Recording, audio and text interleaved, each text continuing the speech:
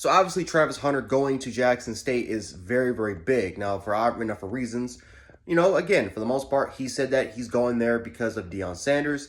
He's going there because he wants to get mentored by Deion Sanders. He looks up to Deion Sanders. He loves the culture of Jackson State, and he just believes that it's just his time. He wants to change the culture. He wants to be a person that can set a trend. And again, it's something that is respected. It's something that, in my opinion, a lot more players should definitely take a look at. It's really good for the historical black college, because for the most part, we need. Let's be honest here. As a fellow African American myself, we need more African Americans to go to HBCUs. I think that would be great for the sport. It creates a lot more diversity, and honestly, it would just be more fun to watch. Me personally, from the athletic perspective.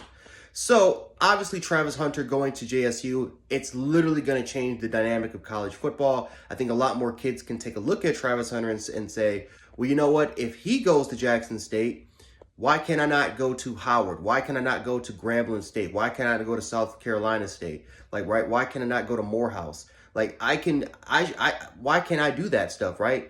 Travis Hunter believes in his abilities to play football, and he's going to an HBCU. Now, again, I made a video talking about he went there because one of the biggest reasons was because of the money. Now, again, it's not the 100% full reason, because obviously I think Deion Sanders he's got to play a part, especially when it comes to recruitment. And why in the hell would you not play under Deion Sanders? But $1.5 million wouldn't hurt. Now, again, I kind of prefaced it earlier. Whether if it's a rumor or not, whether if it's true or not, it is, for the most part, the only person that really knows is, for the most part, Travis Hunter, and maybe, who knows, maybe Barstow. Maybe, again, no one's kind of talked to them about the situation. Deion Sanders, for the most part, said that no, we've had nothing to do with that potential NIL deal. But to be honest with you, like I said before, I wouldn't be surprised at all that Travis Hunter wouldn't get more NIL deals because of him going to an HBCU. I would not be surprised at all if he gets more deals. That's something that you kind of would expect, especially that he's now going to be the face of of historical black colleges. He's going to be the face of them now.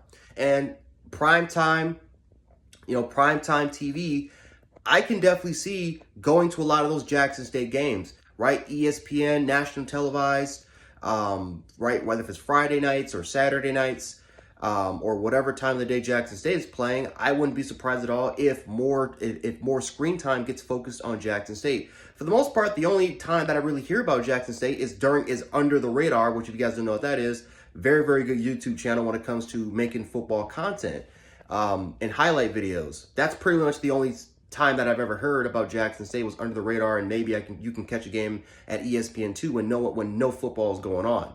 So Travis Hunter obviously is already going to be a huge spotlight for Jackson State and Deion Sanders.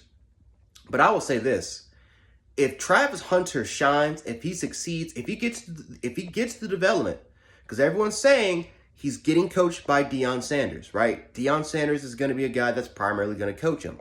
My only argument to the development program, and again, I said something about, I just don't believe that Jackson State's development is better than some of the other major FBS programs or mid-level FBS programs, which, who knows? Again, we'll definitely see.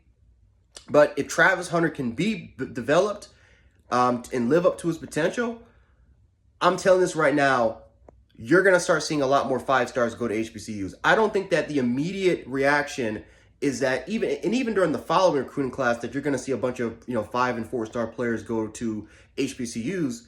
But I'm telling this right now, if Travis Hunter lives up to expectations, because the expectations for him is going to be through the roof, and we all know, especially when you're competing in these lower level, these lower level divisions of college football, you have to go beyond what you would do on an FBS level in order for you to get first round recognition.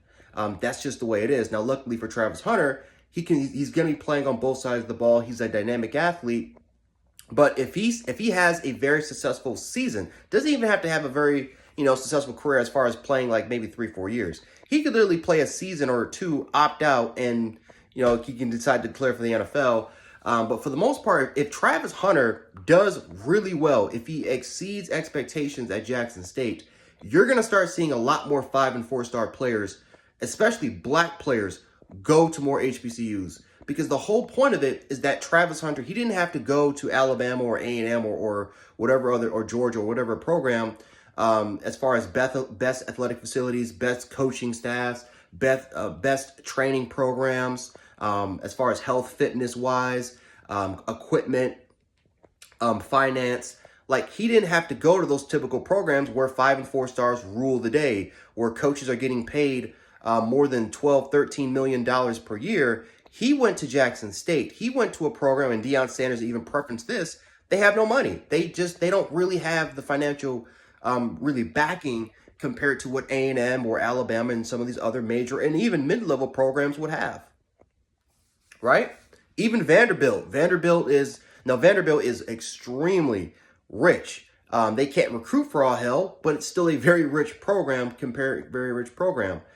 But Travis Hunter's success, I think it just depends on how successful he can be. If he can be successful, if he can get a first-round grade, hell, if he can even get drafted as a first-round or maybe even as a second-round pick for Jackson State, it's going to change the dynamic of college football, I think, forever. I don't think, again, for this particular year or maybe even next year, it's going to really change that much. But I think maybe the next 2 to 3 years, if Travis Hunter, if he can live up to those expectations, I'm telling you this right now, guys, a lot more 5 and 4-star players will go to HB.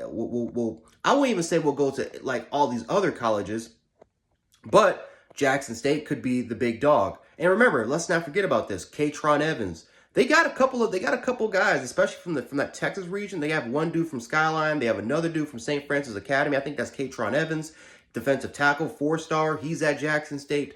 So you're starting to see a little bit more progression as far as Deion Sanders' promise of getting these blue chip recruits to Jackson State, and that is what we're starting to see. Obviously Travis Hunter is the big one. We'll see how successful he can be, but I'm going to say this one more time. If he can prove a lot of the doubters wrong, including myself, that he can be that dude being coached by primetime Deion Sanders, if he can develop to being that guy, I'm telling this right now, guys, college football is about to change.